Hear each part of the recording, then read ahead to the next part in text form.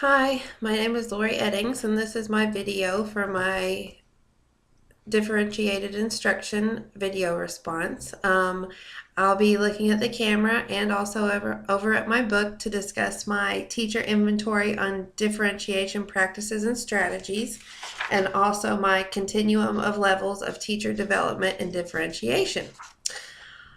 After taking the teacher inventory on differentiation practices and strategies, I felt that overall, most of my answers were either sometimes or frequently and consistently. I did have one seldom, and I don't feel that I had any that were never or almost never. On the first one, where it asked if I review my academic state standards, I put sometimes. I've done the same grade level now for 2 years, and so I'm pretty up to date on my second grade standards. My first grade standards I still look at often and collaborate with my gen ed teachers about the standards. On the if I determine assessments that I will use before I plan my unit, I did put seldom because my assessments are a little bit different. I'm special ed, so I do mostly formative assessments. I plan those throughout the unit depending on the comprehension level or what I feel my students' needs are. So I don't really give any summative assessments, so that's why I put seldom on that one. Do I ensure that all student tasks and products focus on clearly stated learning goals? I put frequently and consistently. I have my learning goals and my learning targets posted in my room. We review them almost before each lesson each day, if not at least 3 or 4 times a week. I said I pre-assess students seldom because, again, the gen ed teachers usually pre-assess my students, and then I work off of those assessments and I use the data from my IEP goals. I do use ongoing formative assessments to adjust my instructional planning. I put frequently and consistently because I do that, I feel, daily. I use exit slips quite a bit, entry slips, and I do small group, and I formatively assess in almost every day of my intervention groups. I use assessment data provided by my state or province or my school to inform my instructional planning. I put sometimes.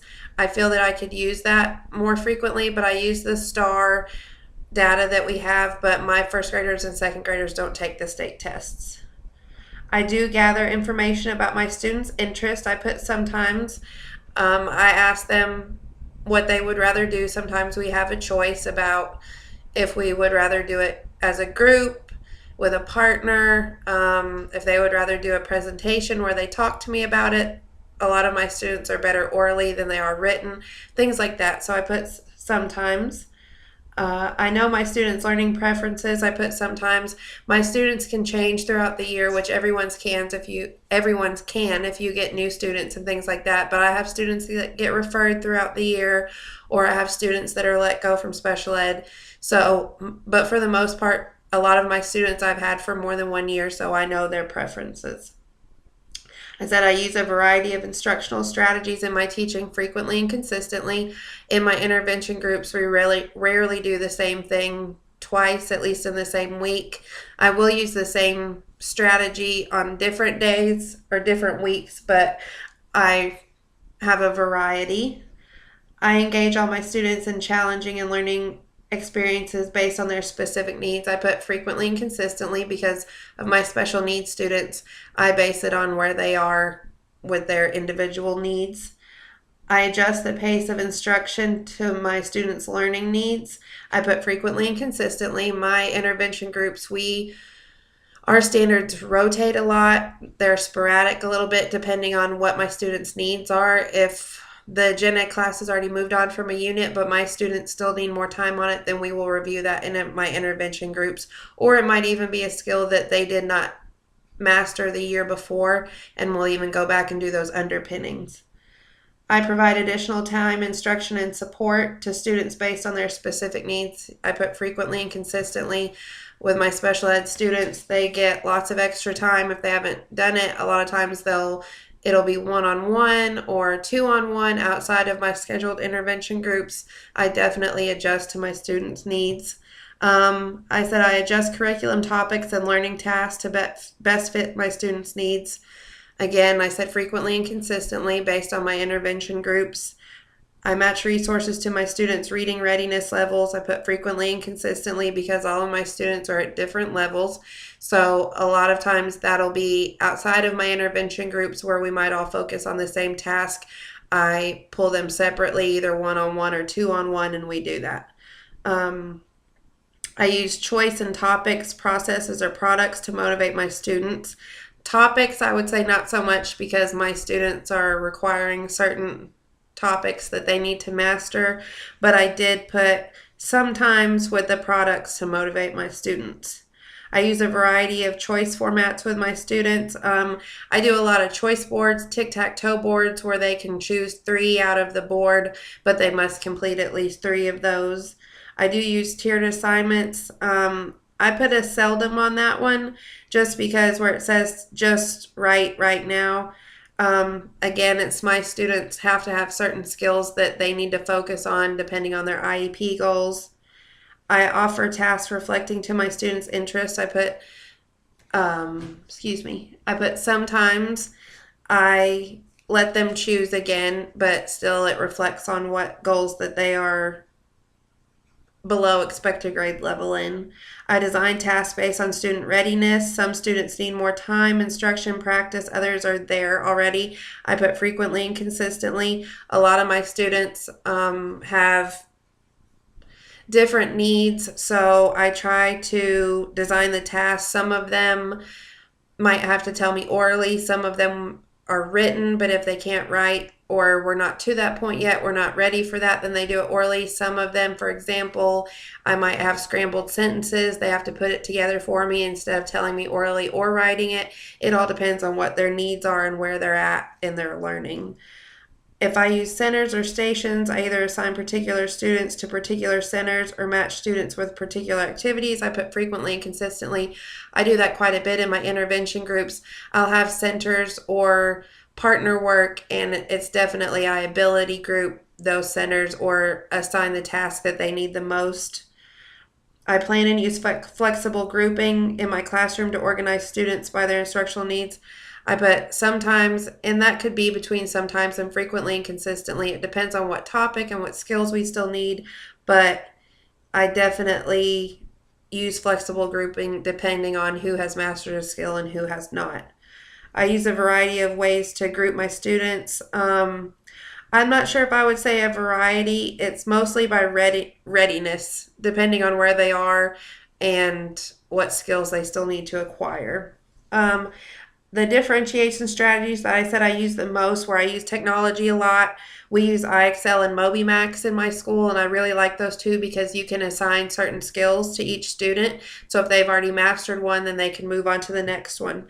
But another student may still be at the skill below that. I said manipulatives. A lot of my IEP students still need manipulatives. I use those a lot for differentiated instruction. For example, we're still working on double-digit addition and subtraction with borrowing and carrying, decomposing, composing. Most of my students have now got the concept and the steps down where they don't need the manipulatives, but some of them still do. Or if we still need things such as lined paper for our handwriting, or we need, like I said, where I already have the words written out for them, things like that are the manipulatives that I use a lot. Behavior differentiated instruction I use a lot. I have behavior contracts. I have goal incentives, daily charts that each student uses. Some of them might get rewarded at the end of the day. I do have some students that might only have to get through 3 tasks, and then they might get an allotted amount of time of iPad time if they need a break. So I differentiate for behavior a lot. We still draw pictures for our math. We'll even draw pictures for our writing to illustrate for comprehension. I use music for memorization a lot for certain skills. I have leveled readers that we have reading A to Z at my school, so those provide a lot of leveled readers for my students, and I'll use those a lot in my groups depending on where they are. and I use centers, partners, and ability grouping. Strategies I rarely use or never use. Summative assessments, like I said, I don't really plan for summative assessments that much. And I'm sure there are a ton that I've never heard of that I don't use, but right off the top of my head while I was doing this inventory, I couldn't think of any really that stuck out in my mind that I haven't tried before. On to my continuum levels of teacher development and differentiation. Not quite sure if I did this right, but I'm going to explain what I did anyways. On the teaching beliefs, on the first one, I put that teachers share responsibility for learning. That was level 2. I said that I think that my groups have some choices, but I do share the responsibility with my kids. I expect them to be part of their learning, and I am there to make that happen for them, but I still expect them to take some responsibility for themselves, which is a lot of some of my special ed kids. They have a lot of learned helplessness, so I expect them to take some responsibility. On the second one, I put that I thought that students learned in different ways and at different paces, therefore teachers need to plan for and offer different learning experiences to increase the likelihood of student success and learning. That was level 2. On the third prompt on the teaching beliefs, I said I thought I was a level 3. I believe that teachers have a professional responsibility to differentiate instruction to increase student learning and success. I feel that sometimes gen ed teachers let that fall back on special ed teachers, and they ask us a lot of things, and they don't feel as though they could differentiate and things like they could read it to the student, or they could give their student extra time. Just because a student doesn't have an IEP doesn't mean they can't get those accommodations. And for the last prompt on teaching beliefs, I said students differ in learning readiness, interest, and learning preferences, which was a level 3, which I believe and I see a lot with my special ed kids. On the role of the teacher, on the first prompt, I said level 3, that the role of the teacher is partner with special education / gifted education and differentiation for special needs students. I believe the gen ed teacher should be just as part of it, especially with kids that I have like this year that spend most of their time in the gen ed setting. But I have lots of teachers that ask me about their grades, that ask me how they should do this and everything. And I never ever mind to help. Obviously, that's my job. But I do think that the gen ed teacher and the special ed teacher should work together to help that student be successful. On the next prompt, I said a level 2 that it offers extensions of or replaces curricular activities for those who master content, skills, or processes early. That's where I feel that I'm at. I do offer strategies or tasks for students who master it. My students, they're all at different levels, so I have to be ready for some that get done and move on and have that ready for them. And on the next prompt, I put the role of the teacher is understands the key motivation is interest, provides a range of activities responding to student interests and learning preferences. That was a level 2. On the instruction part, on the first prompt, I feel that I was a level 3, offers tasks to match students' learning readiness, learning preferences, and interests. I have to offer tasks based on readiness quite often in my intervention groups. On the next prompt, I put instruction that I feel that it adjusts instructional timelines and activities based on student needs. I do that all the time in my groups, and I try to collaborate with my gen ed teachers that we can adjust timelines, that if we haven't met it and it's not just my students, then we can always go back and reteach things. On the next prompt, I put that I plan opportunities for students that demand more independence and responsibility. Like I said, a lot of my students have that learned helplessness, anything from they just expect somebody to have their supplies for them all the time, to my mom didn't put my homework in my folder, or I didn't know that you said those were the instructions. I feel that I have to get my students ready to take some sort of responsibility for their own learning. On the next page, still on instruction, I said that I think that I actively endeavor to align goals and student tasks to decrease side strips from curricular goals. On the next prompt, I put a level 2 that I strive to provide relevant, challenging work addressing learning goals. We go over my learning goals and learning targets, which align with the standards, and I really try to find activities that go along with those goals. I said on the next one, a level 2, I use flexible instructional grouping to match students with tasks appropriate for their learning needs. I did add my own on there on level 2 and behavior, because a lot of my special ed students I know who can and can't be grouped together because of behavior. So I do take that into account for instruction and grouping.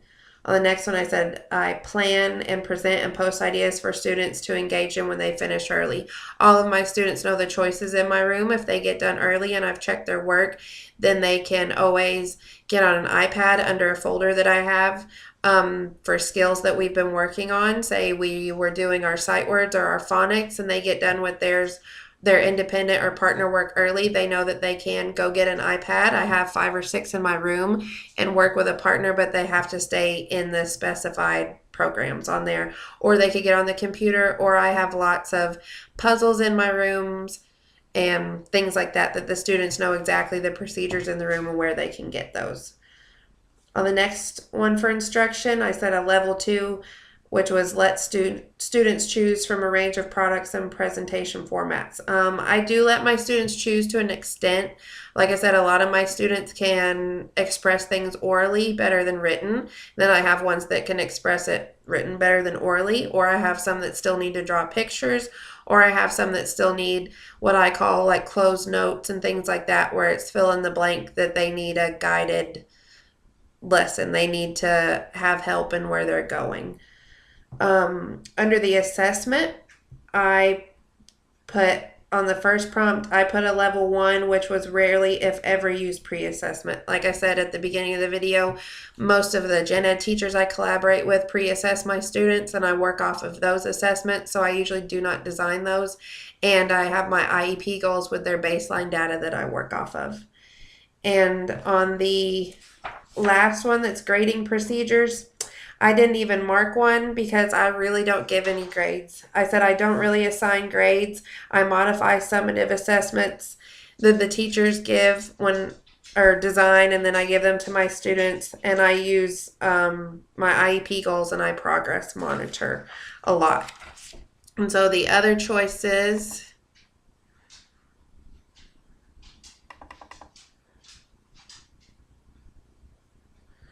I'm sorry, I had to look at the questions again.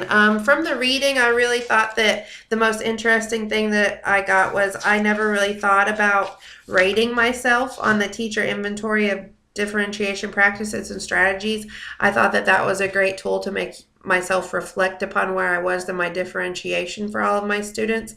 And I've never had anyone show me that or seen that rating scale before, so I really enjoyed that.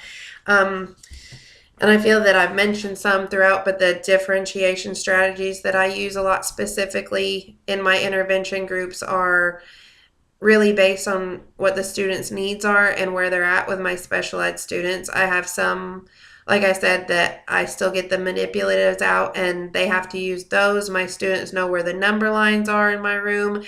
I still read for some of my students if they need that, if they have that as an accommodation, or even if they don't, but I know that it will help them. I have some students that we do comprehension orally instead of written, and then we're moving towards written to get ready for the state test, but in first and second grade we're not quite there yet. I use closed notes a lot for my students. We use closed reading strategies, highlighting. And for math, we do a lot of hands-on. They do a lot of partner work in math because I feel that it helps them, that if they don't understand it, usually the person that I group them with, they can solve the problem. We do a lot of technology in my room. We also do a lot of behavior rewards, goal incentives. I have daily behavior charts on a lot of my students that I have to keep data with that go along with their IEP goals. So I feel that I have a good handle on differentiated instruction. I might not use everything that I need to, and I'm always up for new strategies. And I feel that if people really stopped and thought about it, you use it a lot more than you think you do.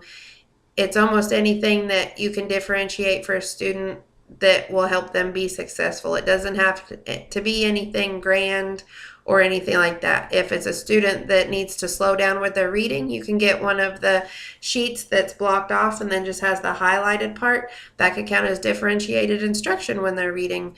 It's it's a lot of strategies if you just get out there and look and think about it. And I really enjoy collaborating with my fellow teachers to figure these out. So I hope you enjoyed my response and that I did this right. Thank you.